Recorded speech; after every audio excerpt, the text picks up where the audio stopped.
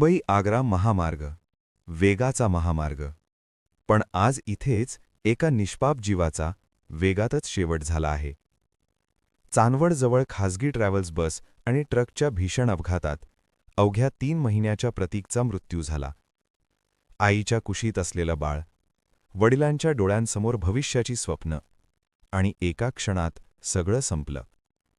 नेपाळचे टेक दाम्पत्य आपल्या 3 महिन्याच्या लेकासह मुंबईकडे निघाले होते.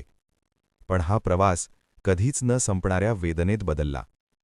अपघातात प्रतीकची आई-वडील आणि इतर प्रवासी गंभीर जखमी झाले असून सर्वांना शासकीय रुग्णालयात दाखल करण्यात आलं आहे.